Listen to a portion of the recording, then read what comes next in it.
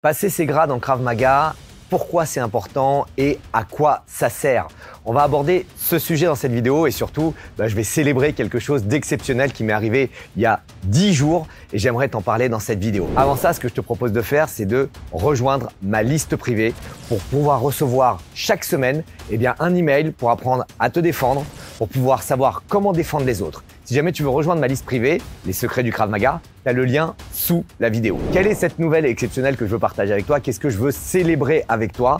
Il y a quelques semaines, j'étais en Israël pour pouvoir m'entraîner en Krav Maga pendant 5 jours. On a eu un stage qui concernait les experts 4 et les experts 5, stage que j'ai rejoint en tant qu'expert 5.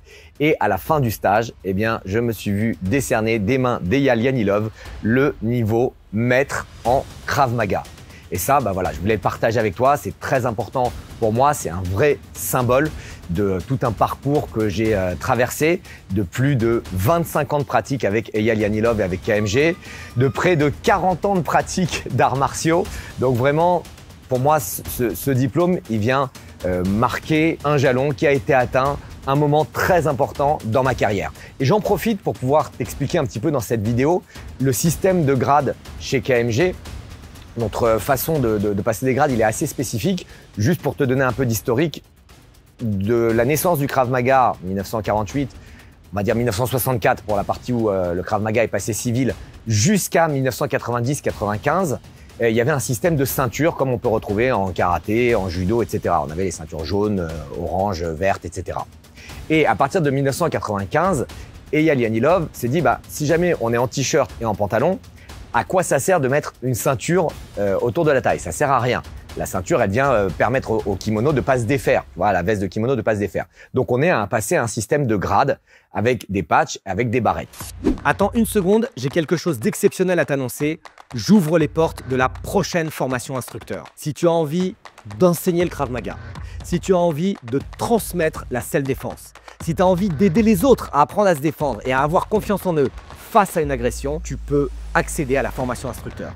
Mais ce n'est pas réservé à tout le monde. Pour pouvoir rentrer dans la formation instructeur, il faut premièrement habiter en France. Je m'occupe uniquement du développement de Krav Maga Global France.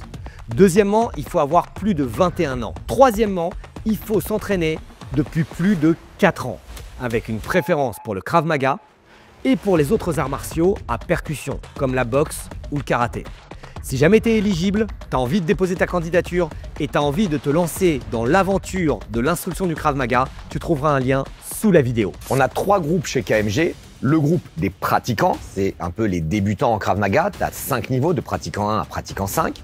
Le groupe des gradés, c'est un peu les intermédiaires, de gradé 1 à gradé 5. Et le groupe des experts, de expert 1 à expert 5. C'est à peu près l'équivalent d'une bonne ceinture noire avec une organisation sérieuse. Au-dessus des experts, tu as les maîtres en Krav Maga. Donc, ce diplôme de maître que j'ai obtenu, il valide tout ce que j'ai fait de pratiquant 1 à expert 5. Ce qui est important de comprendre, c'est que passer des grades en Krav Maga, c'est vraiment fondamental. Et il y a peu de clubs de Krav Maga qui proposent des compétitions et il y a peu de gens qui veulent aller faire de la compétition.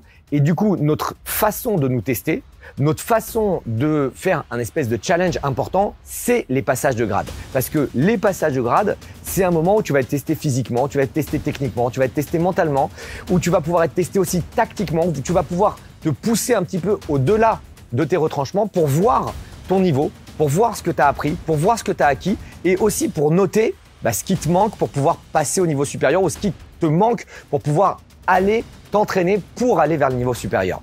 Et ça, c'est vraiment, vraiment important. C'est une très belle épreuve physique, c'est un très beau challenge. Deuxièmement, ce qui est important, c'est que tu vas faire le point sur tout ce que tu as acquis. Tu vas pouvoir te rendre compte que tiens, ces méthodes sur les défenses contre étranglement, ou peut-être cette défense contre couteau, ou cette défense contre bâton, je la maîtrise pas beaucoup, je l'ai complètement oublié.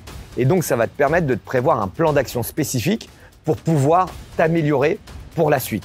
Donc, c'est vraiment, vraiment important. Et moi, les passages de grade, c'est ce que j'ai préféré dans ma carrière en tant que pratiquant de Krav Maga parce que c'est 2 heures, 3 heures, 4 heures, 5 heures d'entraînement intensif. Tu vas pas apprendre des nouvelles choses, mais tu vas juste pratiquer, pratiquer, pratiquer, transpirer et passer vraiment un super moment. Donc, je te recommande réellement de passer des grades. En plus, là, eh ben, on est au mois de juin, c'est la saison des passages de grade. Au QG, on a fait déjà les passages de grade pour ados, les passages de grade pour enfants et il y a les passages de grade adultes qui arrivent bientôt. Mais dans tous les clubs KMG, eh ben, tu vas retrouver fin juin, peut-être début juillet, les passages de grade. Donc, je t'invite réellement à passer ton grade. Tu vois, tous les instructeurs de KMG passent un grade. Même moi qui dirige KMG France, je continue à passer des grades. C'est vraiment important pour toi. Ça va être un super challenge. Et évidemment, si tu passes ton grade et si tu le réussis ou même si tu le rates, on s'en fout parce qu'il n'y a pas d'échec. Il n'y a que des apprentissages.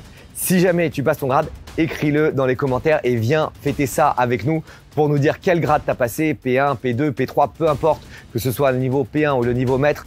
Tout est une réussite et tout doit être fêté. Donc, j'attends tes résultats dans les commentaires et je te retrouve très vite. À bientôt.